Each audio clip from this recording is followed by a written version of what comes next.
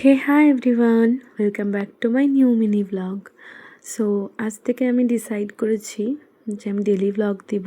সারাদিনে আমি যা যা করি কাজকর্ম, সেরকম তো কিছু করা হয় না সকালের দিকটাই।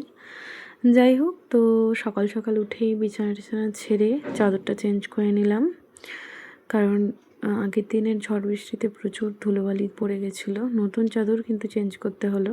যাই হোক, তো এই যে এই সাদা কভারটা, মানে এই বেডশিটটা দিয়েছিল আমার বড় পিসি শাশুড়ি আমার বরের আশীর্বাদের দিন। আর এটা ভীষণই সুন্দর চাদরটা, অনেক সফট অ্যান্ড সুতির চাদর। তারপরে পর্দা টর্দা সব পরিষ্কার করে চলে আসলাম কাপড়গুলো গোছাতে। কাপড়গুলো বেশ অনেক দিন ধরে পড়ে আছে, গোছানো হচ্ছে না। অনেক দিন বলতে 2 দিন হয়ে গেল। আর গত 2 দিনে আমরা ছিলামও না বাড়িতে, ছোটো পিসি শাশুড়ির বাড়ি গিয়েছিলাম। এই তো কাপড়গুলো মোটামুটি সব গুছিয়ে নিয়েছি। আর এই শাড়িটা পরে গিয়েছিলাম পিসি শাশুড়ির বাড়িতে, একটাও ফটো তোলা হয়নি, এটা খুব খারাপ লেগেছে আমার। যাই হোক, এই তো তারপরে আমি আমার ড্রেসিং টেবিলটা একটু গুছিয়ে নিচ্ছিলাম। অনেক দিন ধরে পুরো মেসি হয়েছিল, যেহেতু আমার ঘরটা রাস্তার একদম পাশেই, তার জন্য মানে 3rd ফ্লোরে থাকি আমি, বাট তবুও রাস্তার পাশে যেহেতু প্রচুর ধুলোবালি পড়ে, আর এই কালো জিনিসগুলোতে বেশি স্পষ্ট করে বোঝা যায় সেটা, তার জন্য আমাকে প্রতিদিনই এগুলো মুছতে হয়। আর এই যে সোফার কভারটা, ওটাকেও ঝেড়ে পাচ্ছি, কারণ রিও প্রত্যেকক্ষণ ওটাতে ঘষাঘষি করছে বা উঠে বসছে, তার জন্য ওই লোমগুলো লেগে যাচ্ছে রিওর। আর বিছানা চাদরেও সেম, আমাকে দেখতেই পেলে তোমরা বিছানা গুছাতে দিচ্ছিল না, ডিস্টার্ব করছিল।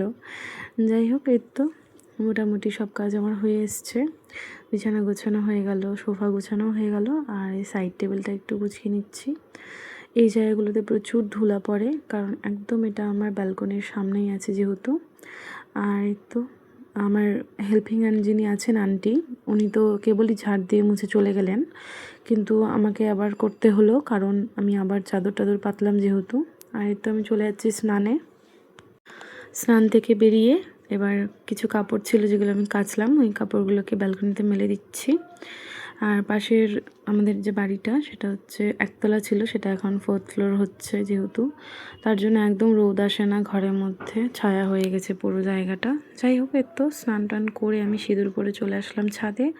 আমার শাশুড়ি মা কাপড় ওয়াশিং মেশিনে কেচে রেখেছিলেন, আমি সেটাকে মেলে দিচ্ছি। আর এই তো তারপরে ঠাকুর ঘরে চলে আসলাম, কারণ দুপুরে পুজোর ডিউটিটা আমার, আর আমার শাশুড়ি মা রান্না করেন দুপুরবেলা, আর আমি পুজো করি। এই তো আমার ঠাকুর সেবা দিতে ভীষণ ভালো লাগে। আমাদের বাড়িতে 3টে গোপাল আছে যেহেতু, তাদেরকে তো টাইমে টাইমে সেবা দিতেই হয়।